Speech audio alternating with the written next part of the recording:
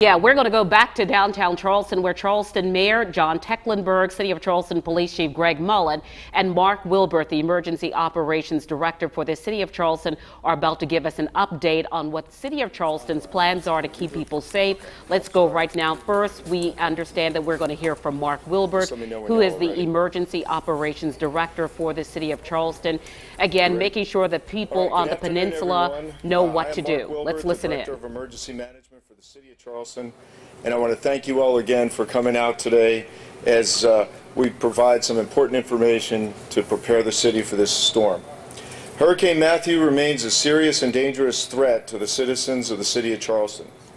Mayor Teklenburg and the members of the City of Charleston team here today, Chief Greg Mullen from our Police Department, Deputy Jerome Taylor from our Police Department, Director Laura Cabanis, our Public Service Director, Deputy Chief Mark Davis from our Fire Department, and Mr. Eddie Bynes from our Housing and Community Development Department. These individuals and others have been part of the team, the City of Charleston team, that have been working very hard over the last few days preparing the city for this dangerous storm. We are all here today with one message. You must act now to prepare you and your family. You are running out of time to follow the governor's order to evacuate. The dangers from this storm continue to be significant flooding from storm surge, persistent and prolonged rainfall, along with persistent and prolonged tropical storm force winds. We can expect to feel the effects from this storm starting late Friday. That's just a little over 24 hours from now, and through all the day on Saturday. Please do not wait to act to protect you and your family. Shelters are open. Transportation continues to be provided by bus service at pickup points throughout the city until 8 p.m. tonight and on demand tomorrow. Look for the blue hurricane evacuation bus stop signs that are located throughout the city. Please do not forget to pack your important papers, medication, extra pair of glasses if you wear them, and ensure someone else in your family or a close friend knows where you're going. We here at the City of Charleston, we will be here before the storm, during the storm, and then after the storm to provide the services to start the response. I'd like now to ask Chief Mullen to say a few words about the law enforcement. Chief?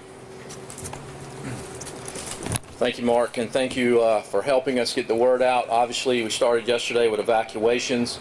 That has gone very well. We have not had any difficulties here within the city, and we certainly appreciate the cooperation of the citizens and the patience that they have demonstrated when they were interacting with our officers. All city departments are working collectively to pre-deploy resources today in preparation of the storm's arrival, and we want to make sure that we have all of those resources in place so that we can begin the recovery as quickly as possible once it is safe to do so. Part of that recovery is making sure that we have the appropriate city ordinances in place to prevent any type of unanticipated situations, and also to make sure that our citizens are safe, such as emergency orders that will allow us to block traffic and streets should the flooding occur that we expect. It's very important for our residents to understand that this flash flood warning is very important. As you know, we are expecting significant amounts of water, not only from the flooding but also from rainfall. This can happen very quickly. We're working with the county and the state to make sure that we have adequate resources in place to do water rescues if that becomes necessary. And at the same time, we want all of our residents to understand that it's very important that if they do decide to stay, and we're not advocating that. As Mark said, we're advocating that they leave the area and heed the evacuation warning in order so that they can be safe, and that we do not have to put first responders in harm's way trying to rescue or help people who find themselves in a dire situation. It's also important to understand, and we want to be very clear in this message, during this storm, during this very serious storm, there is going to be limitations put on the response opportunities for public safety. After certain wind levels, 35 miles an hour on our major bridges, we'll be offering advisories letting people know it's not safe to enter those bridges.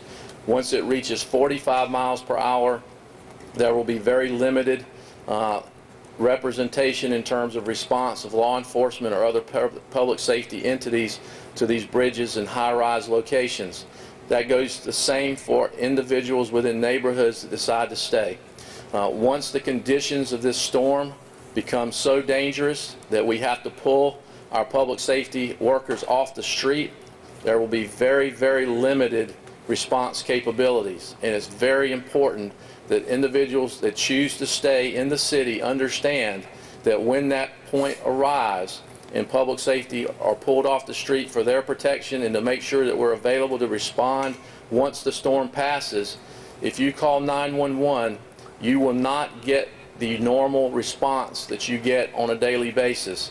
You're not going to get a 5 or 7 minute response once that dangerous situation arises. It's very important to understand that, and that's why we're really encouraging people to heed the evacuation order and find a safe location for themselves and their families. As we said yesterday, if you decide not to leave, you accept the responsibility for yourself as well as those people who are with you, because there will be limited response capabilities once the storm has impacted the city.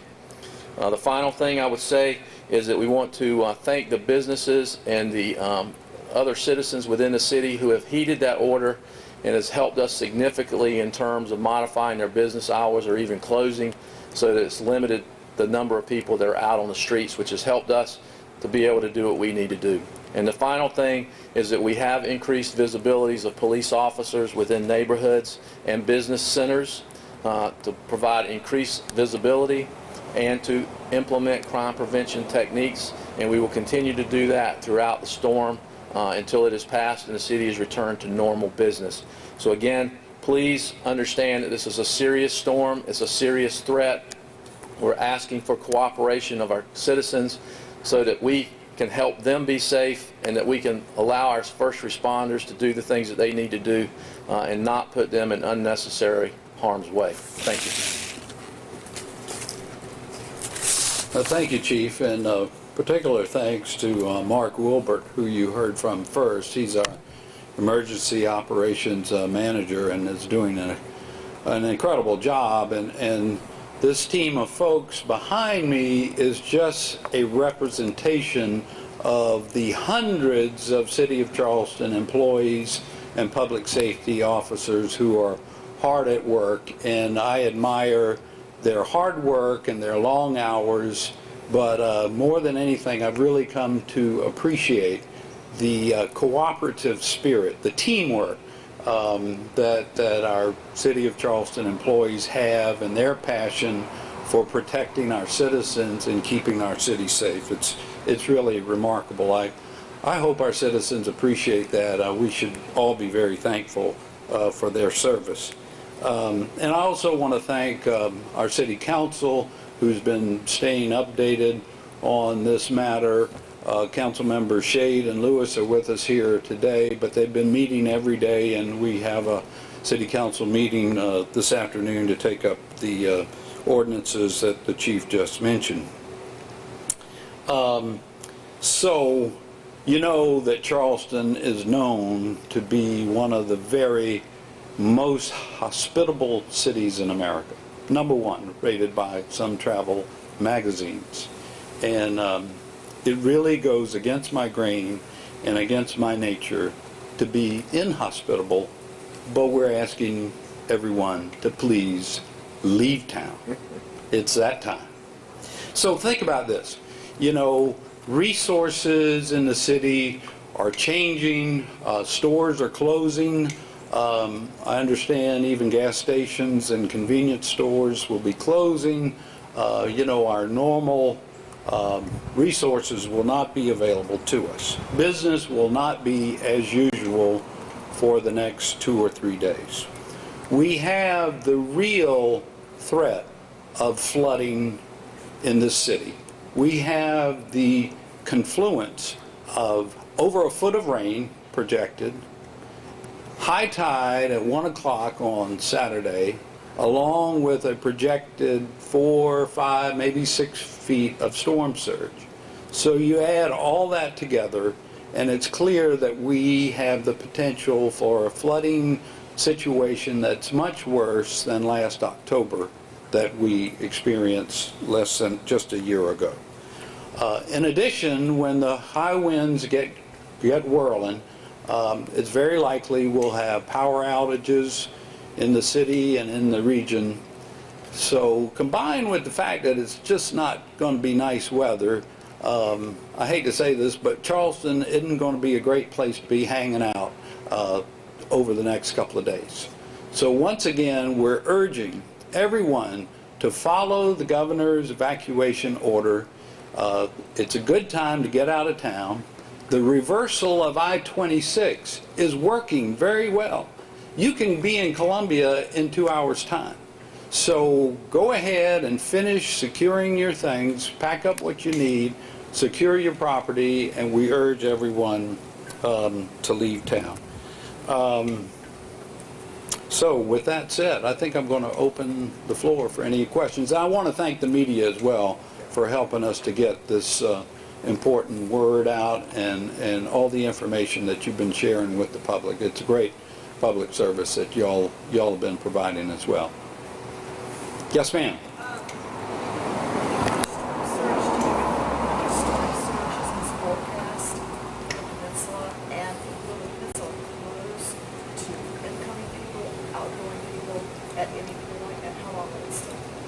I believe the inundation or storm surge at this point, the most recent from National Weather Service is 4 to 6 feet. When the conditions are such that, as the chief described, it truly is unsafe for passage, we would close the peninsula and other arteries in the city as well.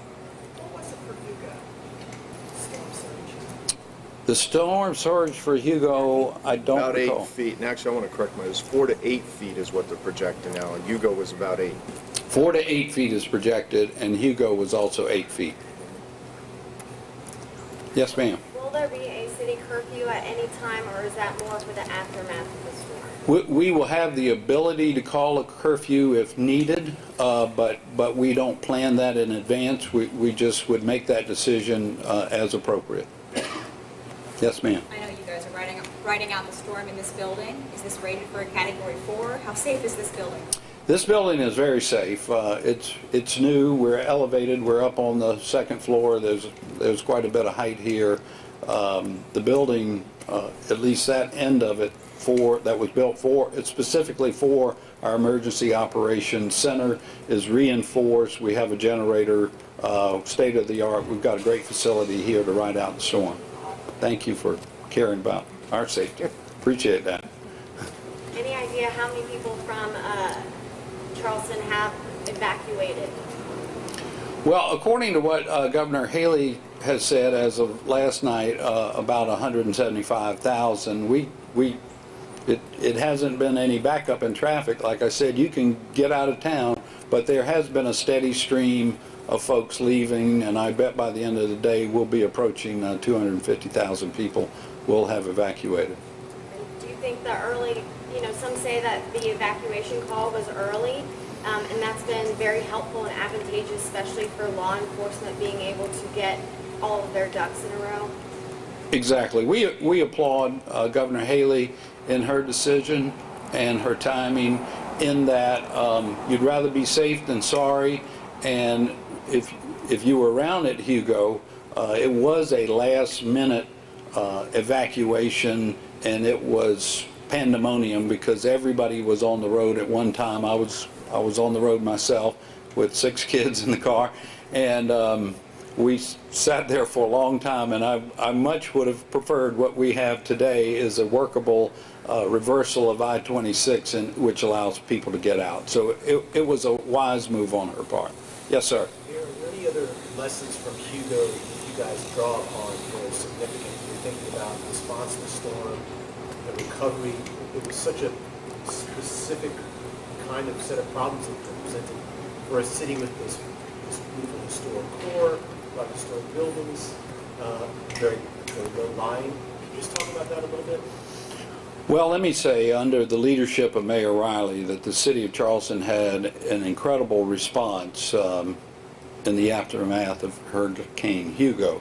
That being said, not only the city of Charleston, but I really think our entire country after 9/11 has really come a long way in perfecting emergency operations centers and response and preparedness. And this team behind me is the key indication of that. So we're already thinking about trees being down and clearing roads and addressing flooded areas in our city and emergency response of just about every kind that our different departments muster, not just in preparation but in response to a storm. And we feel confident we're ready. Is there any chance of a mass inundation on the scale of New Orleans post-Katrina? And if so, why or why not? I would say why not, because we do not rely on the system of dikes and dams that New Orleans depends on. They're below sea level. We're the low country, admittedly, but we're a little bit above sea level, so it is a different situation. The tides, help run water out. During a storm, on Saturday, water leaving the harbor, even on low tide, will be detained because of the force of the storm pushing wind and water back, holding water into the harbor. But that's a temporary thing, and as a couple of cycles of the tide runs, water will run out. So it's different from New Orleans. Yes, sir. Are there any lessons from last October's flooding that you need to kind of put in place with the upcoming storm? I would say the key lessons from last October is that the city now has more equipment to be able to help folks in the event of a water rescue.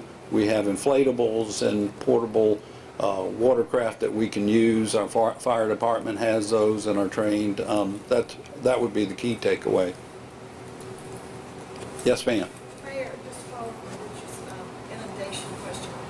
During Hugo, water came over the battery and 4 feet into Eagles Park. Do you expect the battery to be overtopped at that lower peninsula around the Bay Streets to be, knee-deep in water, or is it too soon to tell? I mean, with 4 to 6 feet.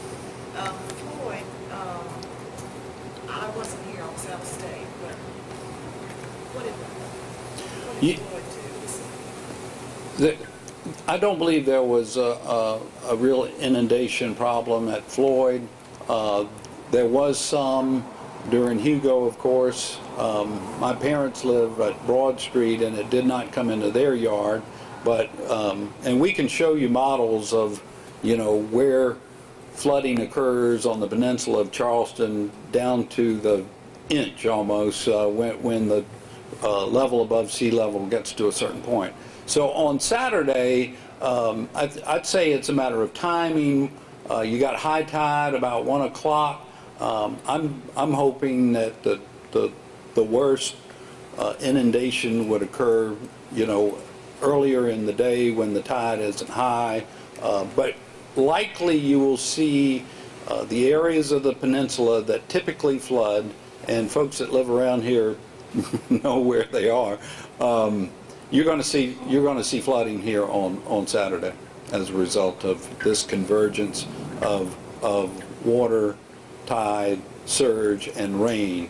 When it's high tide and you've had 12 inches of rain, one of the problems is all that water's got nowhere to go. Well, thank you very much for coming. Rest assured that this team is going to watch over the store. We're going to mind the store while everybody's gone. And so just go ahead and leave town and hopefully have a good vacation out of town. And we're going to take care of things and welcome everybody back on Sunday and Monday. And Charleston's going to be just fine. Thank you all very much.